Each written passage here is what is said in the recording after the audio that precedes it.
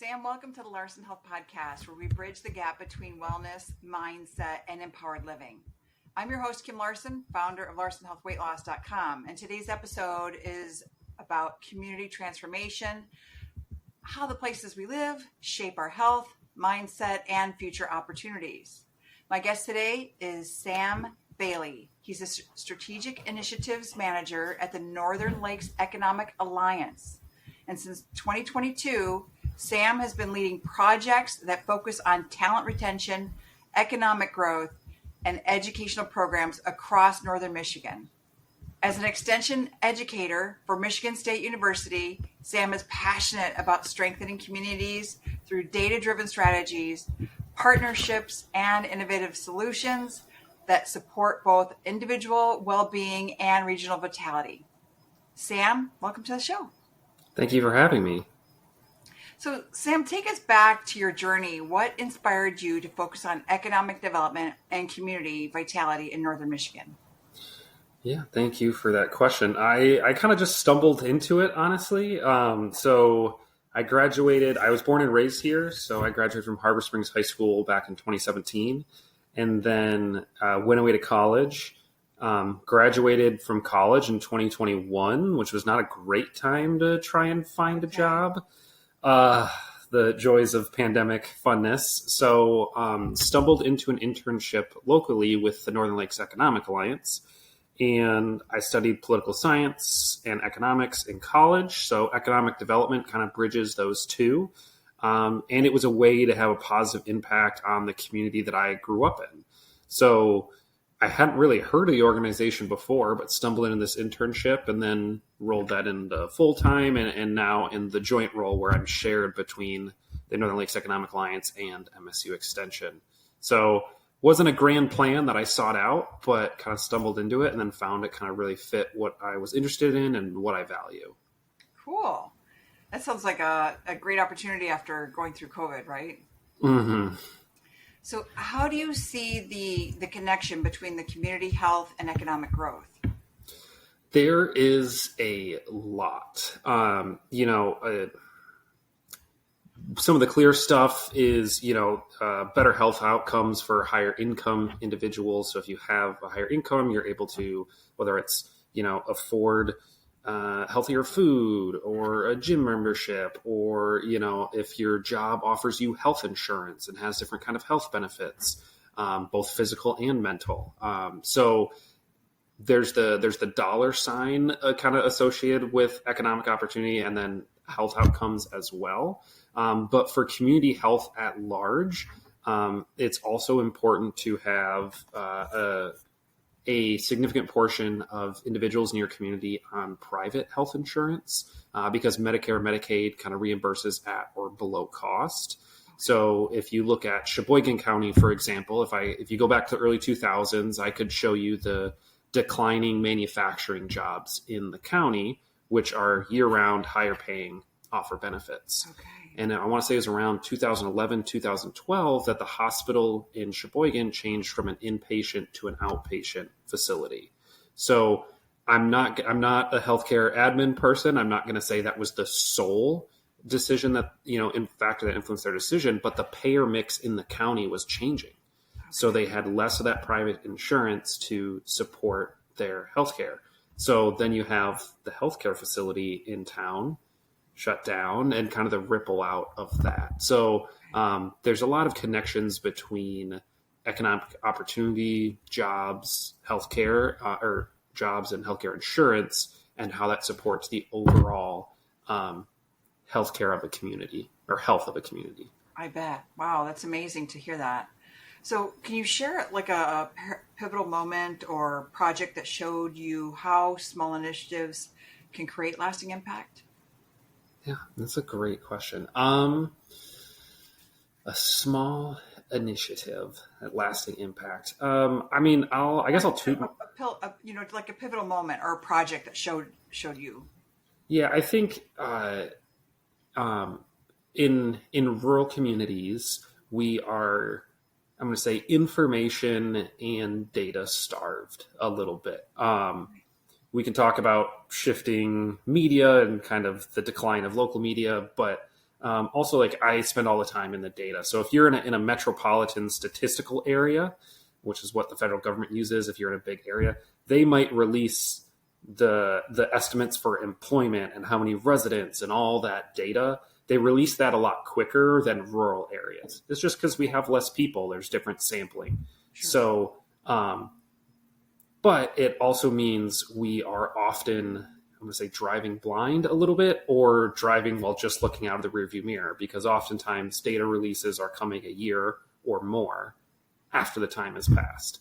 But in my role, especially when I started as an intern, my responsibility is to stay on top of all this data and then get it out into the community. And so I think anytime I get in front of a group, whether it's county commissioners, whether it's our own educational programming, and I start to put numbers to what they're actually experiencing in their community, because oftentimes, we hear, well, okay, my friend Jim says this or Susie says that about what's happening, but I can kind of come in and, numbers aren't perfectly objective, but I can come in and say, actually, this is how our population is changing. This is how our labor force is changing. This is which industries are growing and shrinking.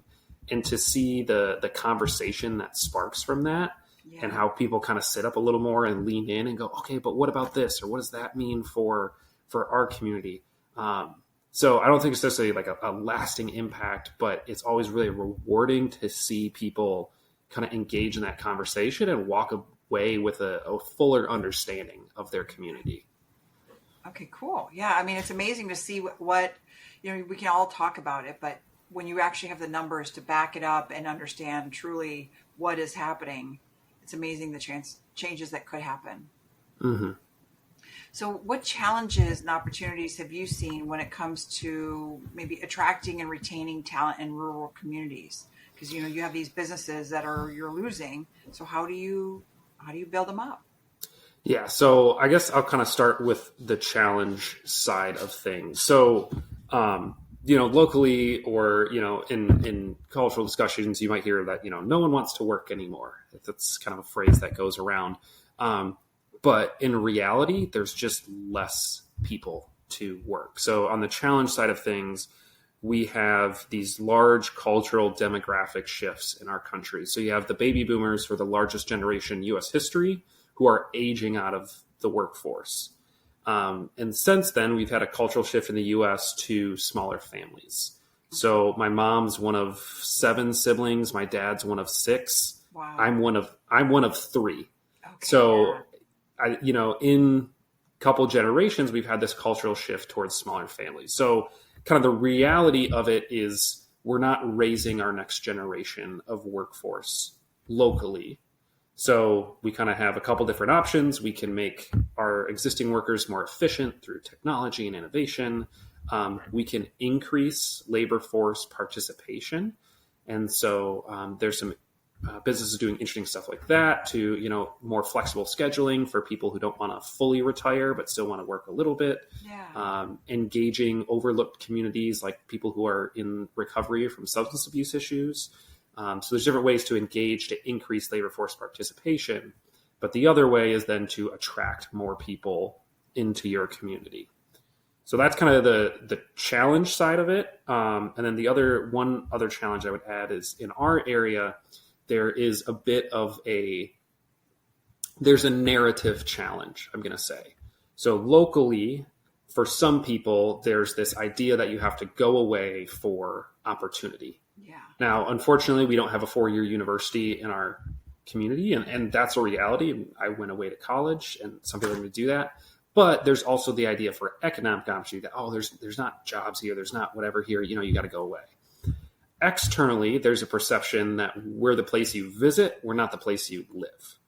So that's the place you go in the summer, but it's all hospitality jobs. It's all tourism jobs. In reality, 15 to 70% of the private sector jobs in our community are in manufacturing. So we have, high skilled engineers and designers, doing really impressive work, but that doesn't fit the narrative of our area. So on the challenges side, we have kind of the demographic challenge. Mm-hmm. And then we also have that kind of narrative challenge about how people perceive our community. So with a very long answer to the challenge side, to talk about opportunities, there really is a lot. Recent data shows that rural communities across the country have actually experienced growth out of COVID, coming out of COVID. Yeah. And a lot of that growth is stemming from younger workers, so 18 to 34, which is surprising because historically, if you look at migration literature, it's all young people go to urban centers, older folks move into rural communities. So there's a bit of this flip of the script that we don't exactly have like a reason for right now, but it's a promising sign. But where do they afford the housing? I mean, right? So a lot of these people, can they find a job that's going to pay them enough to find the housing that they need? And I can tell you that there's ageism here. When I'm looking for a new role to go back into sales, I can't find a job. Yeah, there's definitely that for sure. So there's the housing aspect of it, especially in our area. But it's also kind of relative. One of the guys that I play soccer with that moved here, moved from San Francisco. He's like, yeah, housing's affordable here. And I'm looking at him going, what are you talking about? Yeah, compared to California, yeah. Yeah, so compared to living in San Francisco, yes, housing's absolutely affordable here. So part of it, so that was rural communities at large I was kind of talking about. So in our area, yes, we are particularly challenged with housing. There are a number of housing developments, workforce housing developments coming online in the next couple of years. So you have Bel Air Lofts down in Bel Air, the Maple Block development and lofts on Lumber Square in Petoskey. The Tribe is doing housing development kind of up on the hill in Petoskey. Habitat up towards Alanson is doing that large neighborhood, Habitat for Humanity. So we do have units coming online. It's just not as much as we would like. But going back to the opportunities for rural areas, especially, coming out of COVID, I think there's been an increased importance that people place in access to outdoors and natural amenities. So there's this department at the state called the Michigan Growth Office. Michigan has some concerning demographic trends, and so this office has kind of been tasked with digging into that and providing solutions. So they surveyed 6,000 folks, 18 to 34, in metropolitan areas around the U.S. So big, New York City, Chicago, Houston, like big areas. Los Angeles. And over 80% of those folks placed access to nature and access to outdoor recreation in their top 3 considerations when looking for a place to live. Yeah. So rural communities in general, that's a plus, but especially for us, our region, who's able to offer year-round outdoor recreation, from getting on the water to mountain biking and hiking in the summer. I'm a downhill skier, but if you snowshoe, cross-country ski, anything like that. Yeah. Yep, we're really able to offer a wide range of outdoor opportunities. And so I think that's an opportunity for our area to lean into and really highlight that, the whole live, work, play thing, great place to live. We do have the jobs and the opportunity you're looking for, but what's important for a lot of people is that fourth opportunity. And then we also, other factors that people cared about, access to quality healthcare, safety, those kinds of things are also feathers in our caps as far as our region goes. Oh, that's exciting. Yeah.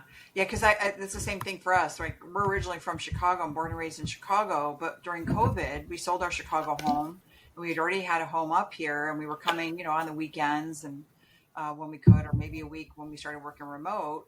But it was when we sold our home in Chicago and actually committed to coming here fully, all year round, that we started enjoying the pleasures of being here. And yes, we can be active all year round, and we're used to snow from Chicago. And so, yeah, we really enjoy having the opportunities that I'm not a downhill skier, but I do love snowshoeing and cross-country skiing. And we just enjoy a lot of fun with it. So yeah, I would like to get back into work. I feel like I'm too young to retire so early. So I just want to get back to work, and I've, applied to several jobs. I've been turned down for many of them. I can go to a $15 an hour job, but I'm college educated. I have a degree in finance. I have a degree in mathematical programming. I was in sales for 30 years, would love to go back into sales because it's just something that I know I love. Mm-hmm. I love meeting new people. So it's just finding the right opportunity that's going to take somebody, that's of a little more mature age. Mm-hmm. So that's interesting to hear some of these communities and challenges that are going on in the community, but at least they're working on it, right? They're working on the housing issue, and they're working on. I know that these have been discussions with the councils, the government councils, on what is needed, what are the challenges that we need to face. So. Mm-hmm. All right, well, stay with us. The Larson Health Podcast will be right back. This episode is sponsored by LarsonHealthWeightLoss.com, your resource for anti-inflammatory meal plans, mindset tools, and whole body wellness. So, Sam, many listeners may not realize how much local economies influence their health outcomes. Can you share practical examples of how economic health impacts personal wellness? Yeah. So I kind of going back to the Sheboygan example at the start, I think that's shows that ripple out of how everything is connected. Obviously touched on the resources that come with, having higher incomes or health insurance through your job, and connections to, how that runs through. And it's also, and this kind of bridges a little bit more from the economy to maybe the community side. It also goes into, community design and community planning. I am by no means an urban or regional planner, but all the data that shows whether it's a walkable community and how that gets people outside and moving, whether you have parks and trails and walkways within your town and opportunities to get outside in close proximity. Increasingly through the effects of climate change, we're seeing how communities are designed are leading to, how building green space into communities is able to keep them cooler in the summer. Because obviously, concrete and building materials just kind of soak up heat. Yeah. So the more trees and you can have on a street, or, green roofs you have in your community, can even help mitigate those larger fluctuations we're seeing in temperature now. So that kind of moves away from the economy side, but it gets more into the community design and planning. Yeah. But keeping your community cooler is especially important for larger people who are already at risk of, different kind of heat related issues. And so, that's huge, but also just having an inviting community that you can get out and walk and move in is really huge for folks as well. Because, the last thing you want to do when you get home is, all right, I get home from work, I make dinner, I don't want to get in my car again to drive somewhere else to go do whatever. But if I can, walk out my back door and get on a trail, or, Petoskey has the Greenway that runs through downtown where the old railroad tracks are, or the Bear River recreation area where you can get out and walk along the river, and just move in general and have quick and easy access to that. The community planning, designing aspect, and that connection to personal wellness is huge. It really is. And we have so many trails, right? And we got Tomba for the mountain biking trails. We have the Outfield Family Lands that have so many trails on them, or what is it? The trail system. I'm trying to think of all the nature, what the name of it. North Country Trail. Yeah, there's a North Country Trail, but there's also Little Traverse Conservancy. Yeah, Little Traverse Conservancy. Yeah. That's it. Yeah. So I mean, there's just so many ways to get out there and enjoy. And then the bike route. I mean, it goes from Harbor Springs, I think, all the way to Charlevoix. Yep, and that's just the Little Traverse Wheelway. That's run through the top of Michigan Trail Council. You have Harbor Springs to Charlevoix. It gets off in Petoskey and it runs up through Alanson to Pellston to Mackinac City. Wow. They're working on the connection from Boyne City to Charlevoix. You have the North Central Trail that runs from Gaylord all the way up to Mackinac City. Wow. And so the ability to just, get on, and whether you're a biker, whether you're a rollerblader, I don't think I could ever do it, but the Nordic skiers who have the little roller skis for them to train in the summer, yes. I see them on the trail. So just any opportunity to get out and do that. And, economists talk about cost of illness savings. It's kind of this abstract number, but it's trying to quantify the cost savings to both society and individuals Yes. for not being ill. So it's kind of hard to quantify like a null thing, but so showing that, okay, by having access to trails and access to these these opportunities to get active, that we have higher we have better health outcomes, which then reduces overall economic burden. Yeah. The Michigan Office of Outdoor Recreation Industry has a cool data portal on their website where you can look at the cost of illness savings of different activities in the state. They did this huge survey data and compiled it. So what's the cost of illness savings of, running and hiking versus mountain biking or versus something else? And then you can even break it down by region. So for example, in Northwest Michigan, we have a higher share of people who are mountain biking and downhill skiing than downstate. So we have, better cost of illness savings for that than a different region in the state. But I'm a data nerd, so it's a great data portal to dive in and try and show the benefits that come from having access to these outdoor opportunities. Yeah, because I'm trying to help people who have metabolic diseases or need to lose weight. So this is a great area for them to do it, but obviously they must all be they're getting their donuts, they're getting their fast food that are, that's in the area versus eating whole foods and teaching classes on how to read a food label so that you know what to look for, or talking about how to do a cooking class. So I'm working with Manna to provide cooking classes for, people who are in need of food, but how do they cook it? A lot of these people have no idea how to cook it. Maybe they're campers. Maybe they have a grill. Maybe they actually have an oven. Like, how do they use it? How do they, so I think it's really interesting to see that you're right. People who have money, I mean, if you know how to read, you know how to read a cookbook. You know how to read a cookbook, you can cook for yourself, but a lot of these people don't even have a cookbook, and they're lucky if they even have a stove. So I think it's really interesting to see that this is even a challenge up here in northern Michigan, right? Where you have multi-million-dollar homes, and then you have people who are craving to find a home, right? They're challenged to find something affordable. And I can tell you that services in northern Michigan are as expensive, or if not more, than what we found in Chicago. So, anybody who wants to get a service or go out to eat, it's as expensive or more expensive than Chicago. So obviously not New York or California, but any other place in the country, it's just as expensive up here. So I think it's interesting. I'm a female. Like, I want to go get my hair done. It's more expensive up here to get my hair done. If I want to get a facial, I fly to Chicago. It's actually cheaper for me to fly to Chicago, get my facial done, and fly back, and it would still be less expensive than it would be here. Wow.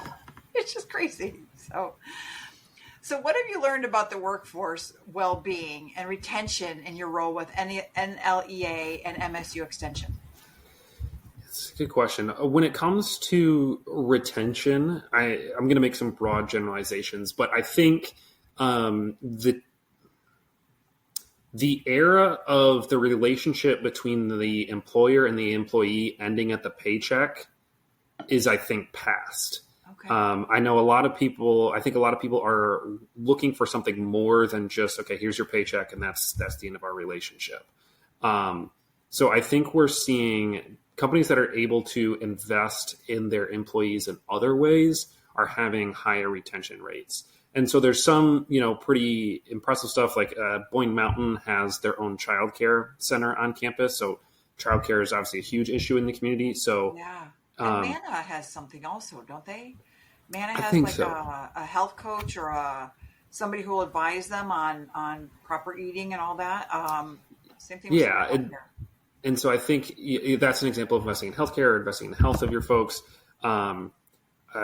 We work with, so many of the businesses we interact with are saying, okay, we can't find people, we're having issues. A different business that we interact with is like, we're not having a problem with that whatsoever, but they pay good wages. They offer health insurance. They offer profit sharing. So if the company does better, you do better. they also invest in their employees' education and build them a pathway within the company, which I think is huge. So it's not just we're hiring you as a welder, and it's we're going to hire you as a welder, but in the next 2 years, you're going to work on this certificate, and then we're going to step you up to this position. And then in the next 2 years, you're going to work on this, and we'll step you up. So they invest in their people that way. They've also done some really impressive stuff around healthcare. They negotiated an agreement with. They also invest in real estate with a doctor, primary care physician that rents space from them. So I think if you're an employee, you can get in to see a primary care physician within like 48 hours or something of having an appointment, which is huge. And then they also have I'm not sure what his official title is, but like counselor / success coach who's shared between their different business units. Because what their business leader, I've heard him say, is that their theory is if you get more than 2 people in a room, there's going to be conflict about something. So this person just kind of goes between their different businesses and helps navigate conflict, but is also just a person for their employees to lean on if they're having issues in their personal life or at home. And so this company has really made an effort to invest in their employees, both financially, in their education, in their personal health and wellness. And they say, we don't have any issues attracting people. And I'm like, well, it's because you're doing all of these things. But so I think at large, folks or companies that are successful are kind of looking beyond just the paycheck to, what other ways can we support and invest in our employees? I think that's amazing, because traditionally it's been, let's offer an HSA, let's offer some health insurance and a paycheck, but actually offering things around wellness and helping the employees get to a better place is such a great benefit to all employees. Mm-hmm. And I hope we're all taking advantage of it.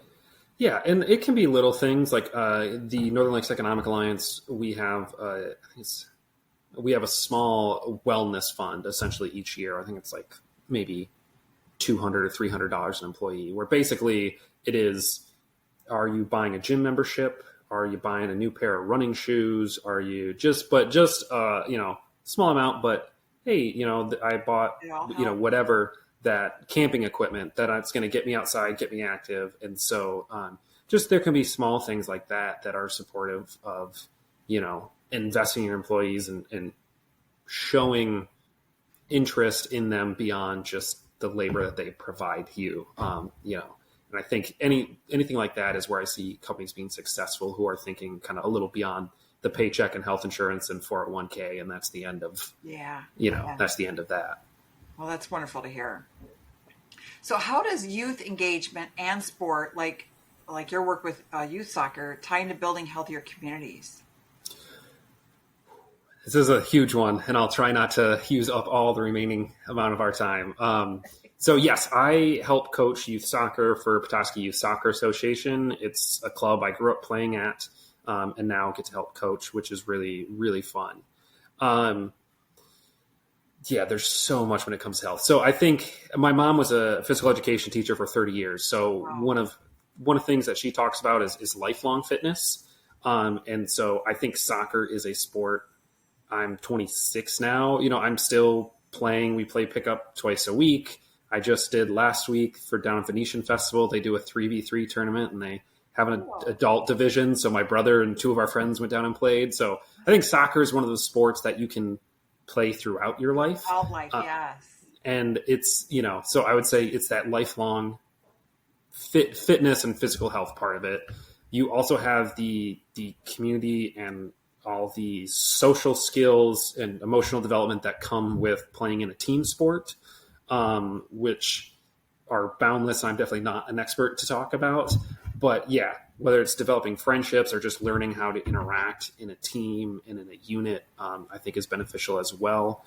And so giving kids that sense of community and belonging, I think is huge as well. I think, it's getting people outside. It's getting them that social interaction and connection to folks, and, just bringing communities, together in general. I look at Petoskey Parks and Rec runs a rec soccer program for like the real little kids, like 5, 6, and all the parents and siblings and grandparents that come out and are cheering kids on. And obviously, of all the kids that do that when they're 5 or 6, not all of them are still going to be play soccer at the end of high school or in high school or even after.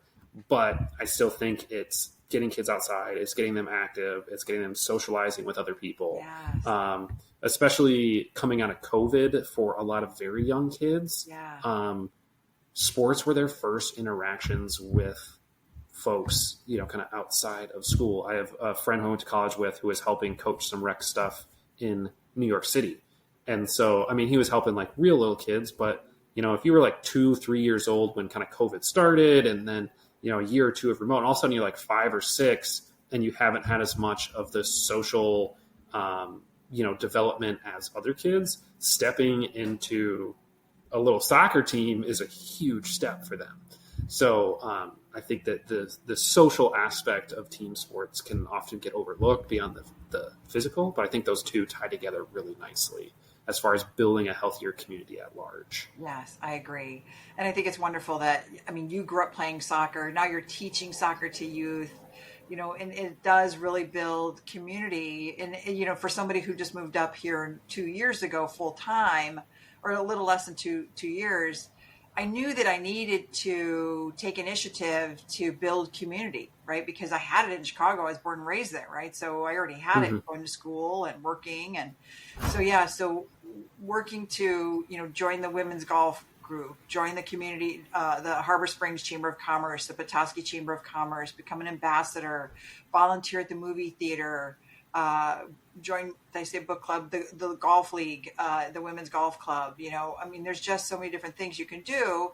And then Impact 100. I don't know if you've heard of that group. Yeah. So just different groups of, meeting different people and building those relationships with them. And obviously it takes time and it takes, you got to be consistent. Yeah. And that's a challenge. Yeah. The consistency is huge, but also I think, and obviously it's a benefit and a privilege to be, able-bodied and have these kinds of things. But I look at like one of my girlfriend's friends is huge she plays volleyball. Grew up playing volleyball, and there's a group that meets, I think, once or twice a week and plays sand volleyball in Petoskey. And yes, it can be quite daunting to show up and join the group and be on the outside for that. And we have new people who come and join kind of our pickup group for soccer. But if you're able to kind of overcome that initial, I could be a bit of an anxious person, but, I'm walking into this new group. It's a group that, you automatically have at least one thing in common with. Yeah. Okay, I like soccer. You like soccer too, because we're here. Okay, that's our first. And so then you can chat and, odds are if you're still playing soccer as an adult, it's okay. Did you play in high school? Did you play in college somewhere? So you have a couple questions that you can ask people to bond right away. And so, I know there's the volleyball group that happens. There used to be a women's soccer league in Petoskey. I'm not sure if it's still going on. But, having that kind of, it's nice to have that one immediate thing that I know we have in common. Yeah. And then kind of building from that. Yeah, I agree. So what are some of the most common barriers you see communities facing becoming more vibrant and resilient? Obviously, top one is resources and capacity, especially in rural communities. We're benefit in our area. We benefit from, high net worth individuals that vacation and hold property here. And so we do have, maybe higher tax revenues than, comparable communities in other parts of the state. So part of it is just money, for lack of a better word. And then the other side of it, going back to talent, what we were talking about earlier, is capacity.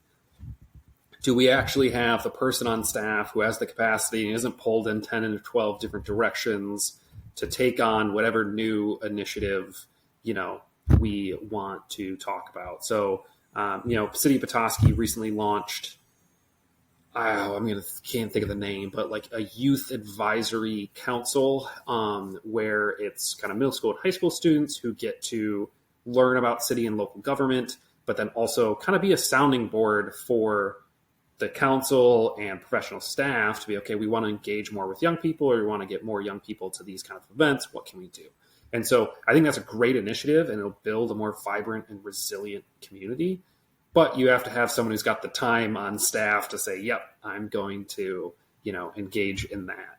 I think one of the other challenges is silos, people kind of missing the interconnectedness of everything. So, okay, I only work in, city government, or I only work in the private sector, or I only work in, this sector, and not necessarily seeing the interconnectedness of things.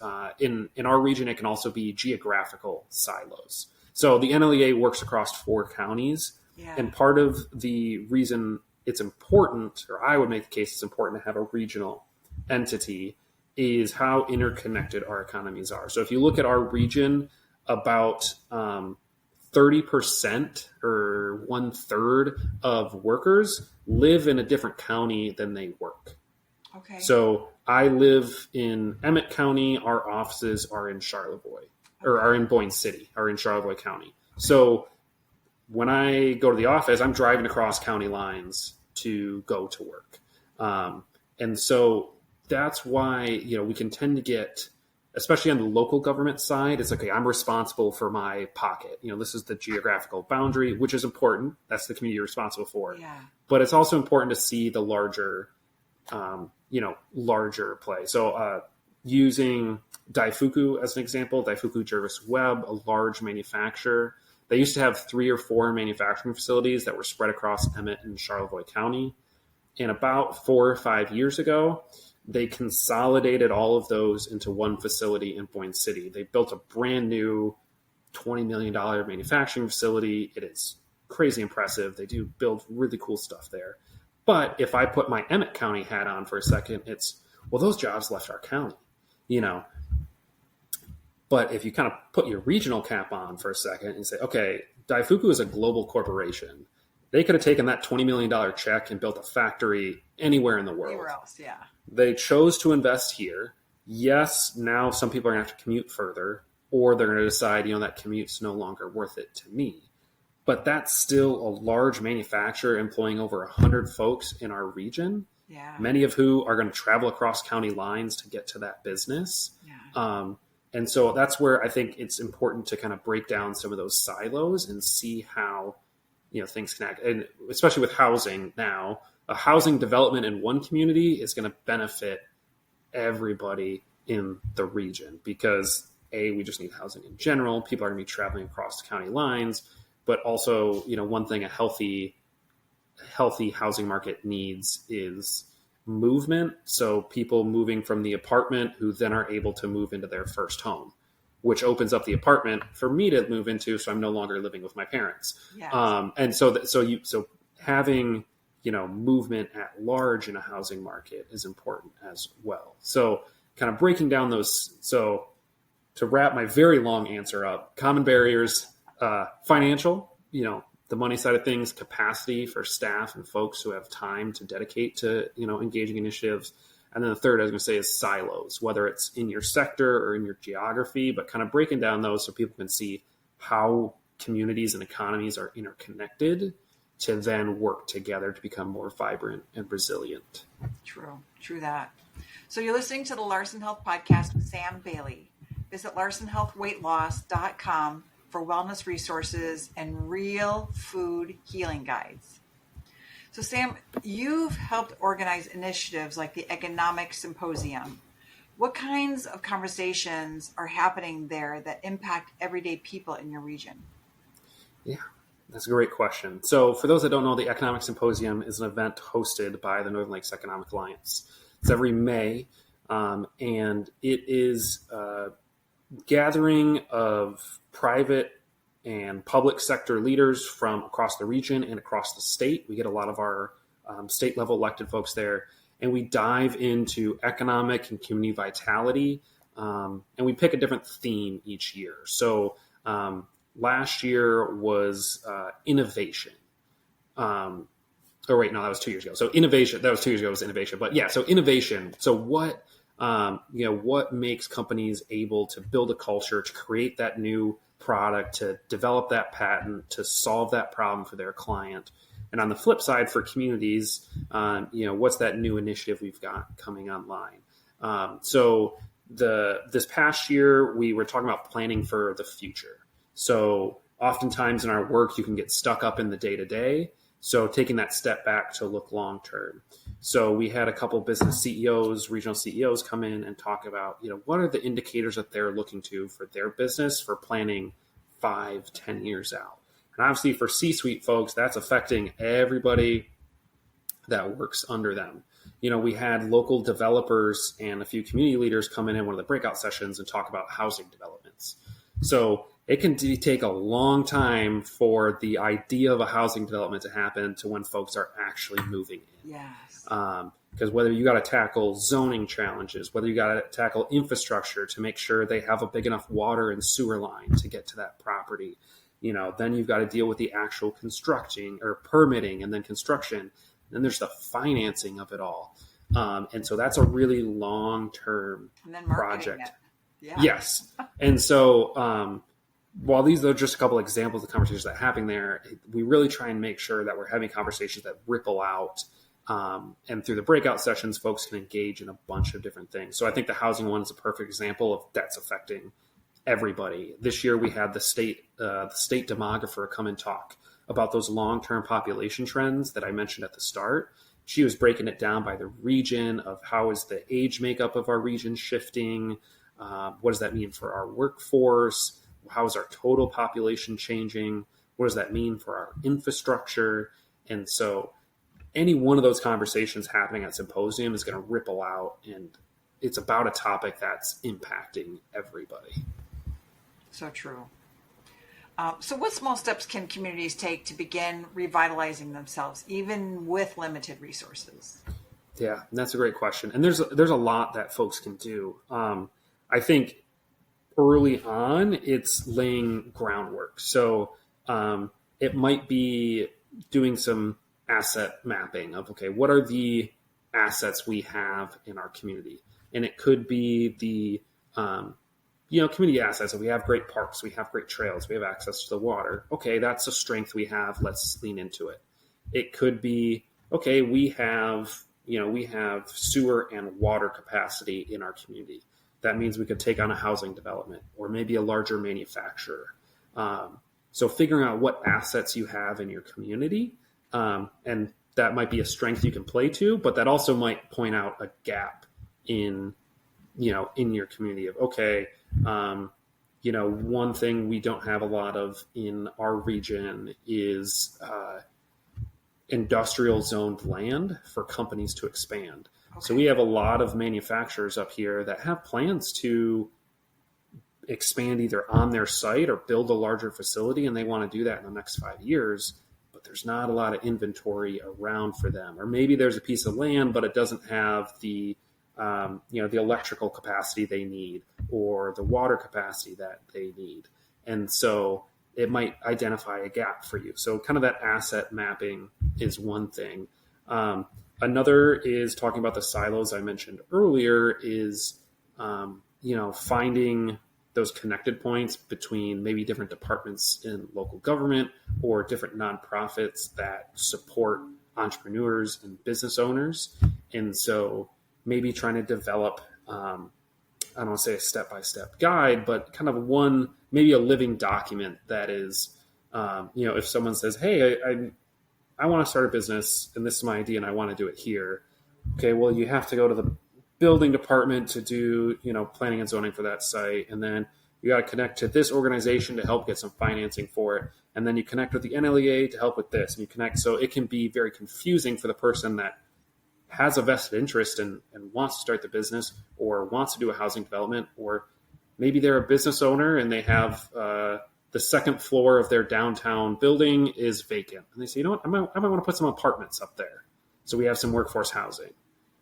So who do they have to talk to that? So even just developing a bit of a living document so it can become a little less confusing for that person who has this idea and has this interest and wants to help their community, but they got to go in 30 different directions to do that. So having that in one place to maybe help guide that person, I think is a huge step. I agree. But it does take a community, that's for sure. Mm-hmm. So how do you personally stay motivated and aligned with your mission in community work? It's a great question. How do I personally stay motivated and aligned with my mission? I think for me, the motivation is really when going back to earlier when I mentioned the engagement people get to when I get to put numbers in front of them. And that is by far the most rewarding aspect of my work. When I get to go in front of the city council, or when I get to go in front of a nonprofit or the Rotary Club or whoever and start talking about, okay, here's how our labor force is changing, or here's how our housing market is evolving. And the way people lean in and start asking questions and start, really engaging with it is really rewarding. And so there's that self, it feels good inside, but also I think as far as to have a positive impact in the community, we need to understand what's happening in the community. And so, especially coming out of COVID, there's this mantra of, everyone's on unemployment. No one wants to work anymore. And then I can step in and go, okay, no. So I can step in and say, okay, actually the number of people on unemployment in our counties is about the same or lower than what it was before COVID. So actually this labor force challenge we're running into is this larger demographic challenge that's been happening for 10, 20 years. So we got to understand the problem if we're going to solve it. So I think it's really rewarding to step in and kind of lay that groundwork. The NLEA isn't here to tell each community exactly what to do to solve their problems and have everyone look the same. Every community is going to have a different vision for themselves and their economy. But making sure we're all kind of starting at the same point, and to then tackle the problem. When talking about labor force, for economists talk about prime age population. So that generally refers to folks 25 to 54. Okay. These are individuals that have more likely to have completed their schooling and be fully engaged in the workforce. As you start to get 55, people are looking for maybe that semi-retirement or starting to look to phase out a little bit. Seems young though, right? Yeah, but this is also a demographic that is more likely to take out a loan to buy a home, more likely to start a business, more likely to start a family. And so this is kind of a larger demographic that economists look to of like, okay, you got to have a healthy portion of your population in this demographic. Okay. Otherwise, you're going to start running into some challenges. So if you look at does Northern Michigan have a population like that? We do, but so the state between 2010 and 2023, the state of Michigan, that demographic declined by about 7%. Oh. And like I said, there's larger demographic. We're an aging nation as a whole. But if you look at our region specifically, we lost 13.6% of that demographic. Wow. So nearly twice the rate of the state. And so there's been some growth in recent years coming out of COVID, like I mentioned kind of at the start, where we're seeing slight growth, but there's still this larger trend. So, when people are like, everyone's on unemployment, no one wants to work anymore. It's like, no, we've got some larger challenges at play that we've got to figure out how to address. But so first we got to do that. Yeah. First we got to agree that that's an issue. Part of it is housing stock. People are going to move to where they can afford. So part of it's that. Part of it's that narrative change that I mentioned at the start of people got to see their opportunities here. Yeah, we're known for our quality of life in the region, but making sure that people can also see the economic opportunities that exist here as well. And we're starting to do a little bit. That there's jobs, that there's, all of that. Mm-hmm. And so, we're not going to convince everybody to move here, and that's fine. I like living in a rural area, but those people who are maybe thinking about it, allowing them to see themselves here and see that opportunity. So that's an example of like, yes, it's rewarding to put numbers in front of people and see them engage, but also be able to lay like, okay, this is a real challenge that we're facing. Yeah. So let's have a conversation about how to fix it. But first we got to agree on that baseline, what's happening in our community. And that it actually is a challenge. So yes. This segment of the Larson Health Podcast is brought to you by LarsonHealthWeightLoss.com, where mindset meets nutrition and real life healing. So Sam, what does living a purpose-driven life look like for you today? Wow, it's the deep question of the podcast so far. I would say for me, growing up, I knew I wanted to have a job that allowed me to positively impact the world around me. I didn't want to just like work a job and then feel like I'm getting I don't say have to volunteer, but like only feel like I'm having an impact outside of work. So I was able to find a job that did that for me.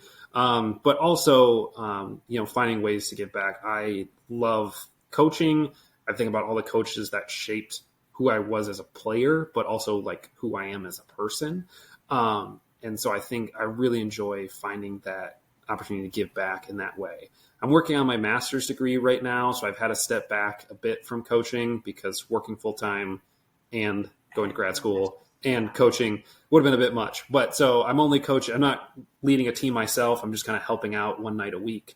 But it's still that opportunity to give back and see that light bulb moment for a kid where and so they suddenly get that technique right, or they get that tactic right on the field.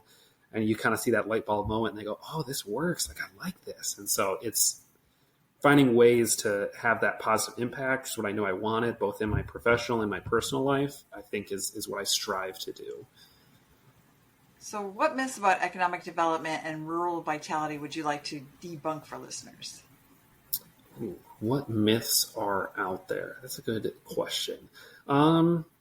Yeah, do you hear of anything that is like, people believe one thing, but it's really not true? Well, I think I've kind of touched a bit about that on the numbers already of like, oh, no one wants to work anymore. Well, actually, we have these larger issues at work. I think that's true. So you show the data on things that people think one way, but your data proves something else. Yeah. And I think that's important, but, I think maybe, and this is in general of, there's increasing discussions around the role of the public sector in supporting private sector development, especially at the state level when it comes to grants to businesses and that kind of stuff. So there's this argument that,